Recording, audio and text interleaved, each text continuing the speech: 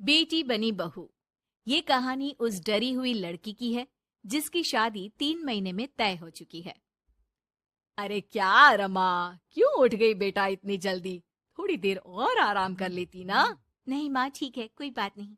ये बताओ, चाय के साथ नाश्ते में क्या लोगी? अरे कैसी बात कर रही है रमा, कल तक तो तू ऑर्डर दिया करती थी कि ये खाना है वो खाना है, आज तू हमें पूछ रही है, क्यों बेटा? माँ अब ऐसे ही बोलिए ना, क्या खाएंगी? बेसन की रोटी बना दूं दही के रायते के साथ? माँ कुछ सोचती है फिर कहती है, अच्छा सुन, ये बता, रोहन का फोन आता है? शादी होने वाली है तेरी उससे, बात करती रहा कर। हाँ हाँ हाँ माँ, बात होती रहती है, मॉर्निंग में मैसेजेस भी डालती हूँ। अच्छा माँ, नाश्ता बना कर आती हूँ। ये बदलाव रमा में अचानक आए थे। कहाँ तो वो देर से उठती, बिस्तर पर ही नाश्ता खाना और आराम से नहाना। माँ ने बचपन से ही किसी राजकुमारी की तरह रखा। पढ़ने में होशियार और काफी सोचने वाली लड़की थी रमा। क्या बात है, आज तो नाश्ता बिल्कुल अलग बना है। ये कॉम्बिनेशन अपने घर में तो मैंने नहीं खाया। पापा, वो रोहन की मम्मी सोमवार को यही खाती है, इसलिए मैंने बनाया सीखने के लिए। ठीक नहीं लगा तो कुछ और बना देती हूँ। अरे नहीं नहीं, हमारी समधन जो खाएगी हम भी साथ बैठकर वही खा लेंगे। वैसे इट्स वेरी हेल्दी। हाँ रमा, गुड, वेरी गुड। पापा के मुंह से तारीफ सुनकर रमा खुश हो जाती है। वो रोहन को फोन करती है। पता है, पापा ने मेरे हाथ के नाश्ते की तारीफ की, बोल रहे थे it's very tasty Rama. Good good, सही है। अच्छा देखो, कल मम्मी पापा कुछ भी ग्रीन वेजिटेबल का खाते हैं, जैसे पालक पनीर या फिर मिक्स सलाद के साथ ब्राउन ब्रेड। तुम बना लेना कल, और हाँ, पिक्स शेयर करना, मैं माँ को दिखा दूंगा। ठीक है, भेज दूंगी। अगले दिन रमा फिर कुछ नया बनाकर रोहन को फोटो भेजती है। अपनी माँ को दिखा देना, ये मैंने बनाया है। तभी वहाँ उसकी माँ आ जाती है। ये क्या बेटा, ये हाथ कैसे चल गया तुम्हारा? अरे कुछ नहीं माँ, वो तो बस ऐसे ही। आप बताओ ना, क्या चाहिए? अरे कुछ नहीं बेटा, ला मैं हाथ में दवा लगा देती हूँ। माँ हाथ में दवा लगा रही थी कि पता नहीं रमा क्या सोच रही थी, थोड़ी परेशान सी थी। क्या हुआ रमा, क्यों परेशान लग रही हो? रोहन से कोई बात हुई है क्या? नहीं माँ, आज जो बनाया उसकी फोटो मांगी थी रोहन ने, दे तो दी, लेकिन अभी तक कोई रिप्लाई नहीं आया। माँ कुछ सोचती है, फिर रमा के फोन से उसके जले हुए हाथ की फोटो खींचकर भी रोहन को भेज देती है। अरे माँ, ये क्या कर रही हो? वो सोचेगा कि मुझे काम करना आता ही नहीं। हाँ तो सोचने देना, पढ़ाई में नहीं मिल पाता था वक्त, जितना सीखा है काफी है। वक्त के साथ ही खाना बनाना, घर संभालना, सब कुछ आ जाता है। थोड़ी देर में रमा के फोन का मैसेज बजता है। रमा के पास रोहन का फोन आ जाता है। माँ को ये खाना देखने में ही अच्छा नहीं लगा, बोल रही थी कि तुम्हें बोल दूं कि अच्छे से बनाना सीखे। ना हो तो कोई क्लास ज्वाइन कर ले, मैं पैसे दे दूंगा। और हाँ, प्लीज यार, ऐसी डरावनी जलने कटने खून खराबे वाली फोटो मत भेजा करो। जल गई क्या? तुम्हें खाना नहीं बनाना आता क्या? मुझे ब्लेम मत करो। मैंने ब्लेम करने के लिए नहीं, बस अपनी सीरियस एफर्ट दिखाने के लिए ये फोटो भेजी थी। वैसे भी मैंने नहीं, मॉम ने भेजी थी, पता नहीं क्यों। ओ यार, तुम्हारी मॉम क्यों इतना इंटरफियर कर रही है? वैसे अभी ये हाल है तो बाद में तो वो हमारे घर में ही ताक जाग करती रहेंगी। उनसे कहो कि मैं तुम्हें उस घर के लिए तैयार कर रहा हूँ जहाँ अब तुम्हें पूरी जिंदगी रहना है। रमा को रोहन की बात ठीक नहीं लगती, वो फोन रख देती है, लेकिन सोच में पड़ जाती है कि आखिर वो ये बात माँ को बताए कि नहीं। अब हर वक्त या तो वो रोहन का बताया खाना बना रही होती है, या उसके कहने पर उसकी पसंद की टीवी शोज, वेब सीरीज या फिर किताब पढ़ रही होती है। क्या बात है रमा, आजकल मैं देख रही हूँ कि तुम बहुत परेशान सी रहने लगी हो। कोई बात हो तो बता दो बेटा। नहीं माँ, वो रोहन ने कहा था कि उसकी पसंद मुझे पता होनी चाहिए, जिससे कल को हम साथ हो तो हम लोग मिलकर अच्छे से बात कर पाए। उसने कुछ वेब सीरीज देखने को कहा था, लेकिन क्या कहूँ माँ, मेरी तो समझ में ही नहीं आ रही वेब सीरीज। अरे तो बोल देना रोहन को नहीं देखनी, या फिर एक काम कर, तू उसे अपनी पसंद का सिर्फ एक गाना सुनने को बोल। ला मैं मैसेज कर देती हूँ। ना ना माँ, आप तो रहने दो। पिछली बार भी जब मैंने उसे बोला कि आपने मैसेज किया है तो वो गुस्सा हो गए थे। अच्छा, क्या बोल रहा था? यही कि माँ क्यों इंटरफेयर कर रही है, मैं तुम्हें उस घर के लिए तैयार कर रहा हूँ जहाँ तुम्हें पूरी जिंदगी रहना है। माँ अब समझ जाती है कि रोहन उसकी रीमा के लिए ठीक नहीं है। रहने दे रीमा, ये रोहन मुझे ठीक नहीं लगता, तू बोल तो मैं कोई और रिश्ता देखूं। अरे नहीं माँ, मेरे पूरे फ्रेंड सर्कल में ये बात हो गई है, नाते रिश्तेदार आस पड़ोस सभी। हाँ ठीक है बेटा, चल कुछ दिन और देख ले, लेकिन ये मत सोचना कि यहाँ शादी नहीं हुई तो कुछ बुरा हो जाएगा। ये देखना कि इससे शादी हुई तो भविष्य कैसा रहेगा। समझी? प्यार, विश्वास और इज्जत से बढ़कर कुछ भी नहीं है। रीमा माँ की बात पर हाँ बोलकर वहां से चली जाती है। अगले रोज रोहन का फोन रीमा के पास आता है। मैंने तुम्हें एक स्किन डॉक्टर का फोन नंबर दिया है।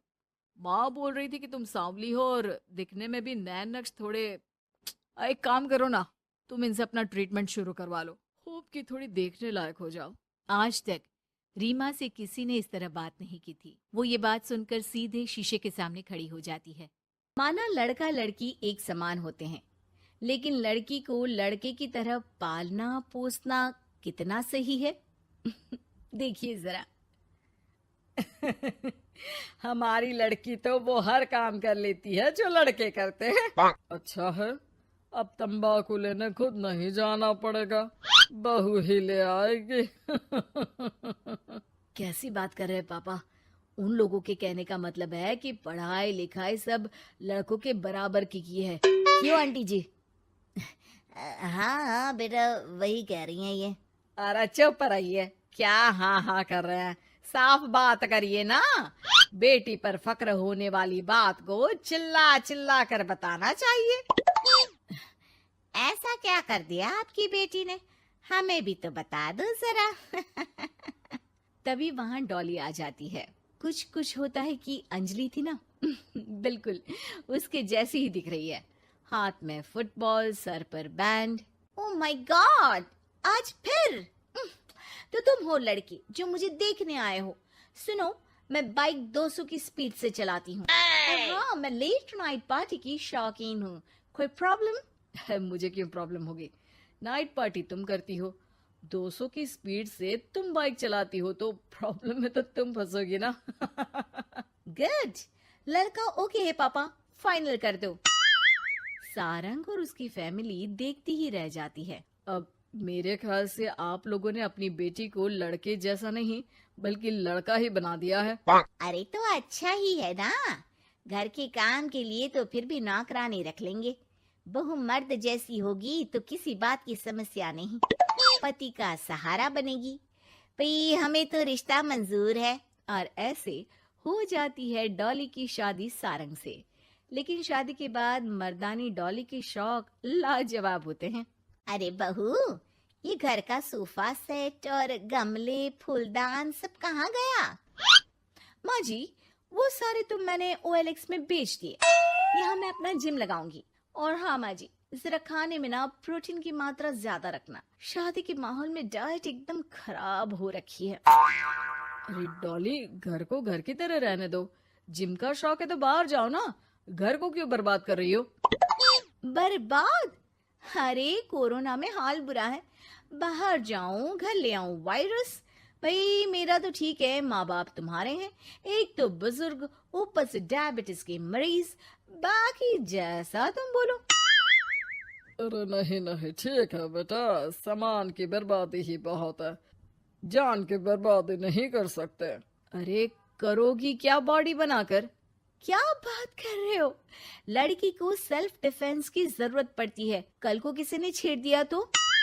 अरे मरना है क्या किसी को तुम्हें छेड़कर? वैसे भी कोई लड़की वाली बात तो है नहीं तुम में। जाओ जरा चाय बनाकर लाओ, देखे किचन में क्या आता है तुम्हें। अरे रहने दो ना माँ, क्यों बेचारी को परेशान कर रही हो? शादी के वक्त तो बड़ा बोल रही थी कि नौकरानी रख लेंगे। अरे कोई बात नहीं, लाती हूँ मैं चाय बनाकर। चलिए बोलिए, कौन कौन पिएगा? अब शाम का वक्त है, जाहिर है सारे ही पियेंगे। चलो मैं भी मदद करता हूँ। बस करो यार। अभी आई मैं। डॉली किचन में जाती है और चाय के साथ पकोड़े बनाकर भी ले आती है। अरे वाह, विश्वास नहीं होता कि जोमेटो की डिलीवरी किचन तक होती है। कहाँ से लाई हो बहू? एक तो वो बनाकर लाई है, फिर मजाक। वैसे डॉली, ये पकोड़े बनाने आते हैं तुम्हें? ये तो पता नहीं था मुझे। सिर्फ बनाने ही नहीं, सबसे अच्छे पकोड़े।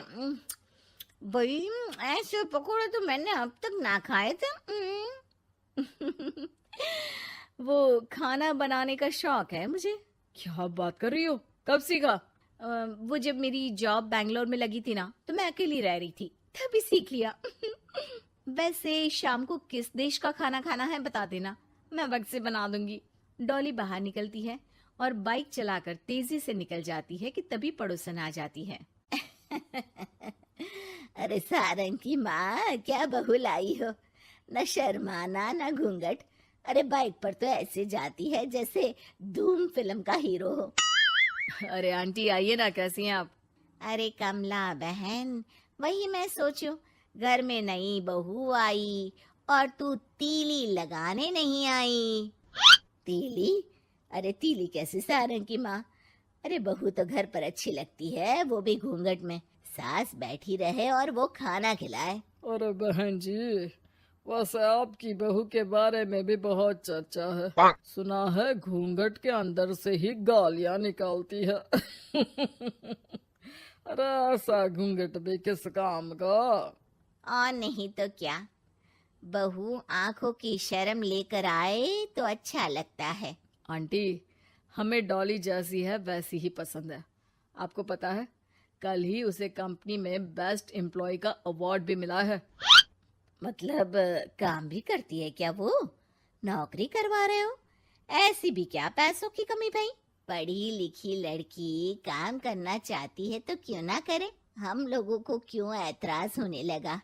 माता पिता पढ़ाते लिखाते हैं नौकरी करने के लिए ना कि घर के बर्तन झाड़ू के लिए कि मैं उसे घर बिठा लूं।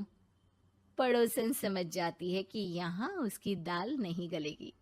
शाम को डॉली घर आती है तो उसके साथ एक लड़की होती है।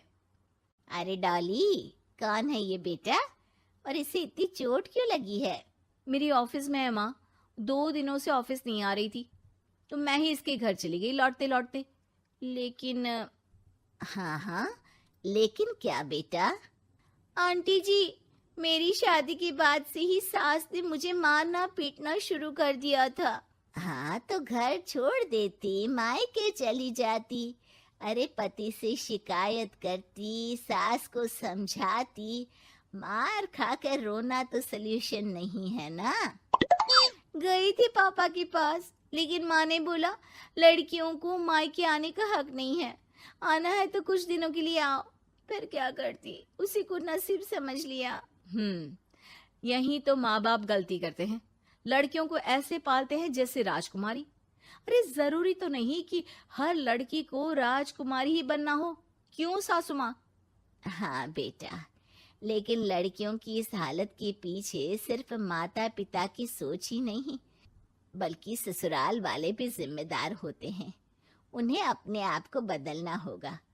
वैसे बहू तो इस मामले में लकी है जो तुझे ऐसा ससुराल मिला। हाँ ये तो है, कम से कम आप लोगों को ये तो पता है कि लड़कियां या बहू सिर्फ घर के काम के लिए घर नहीं लाई जाती है, उनकी अपनी भी एक जिंदगी होती है। मैं समझ गई कि मुझे अब क्या करना है। शुक्रिया।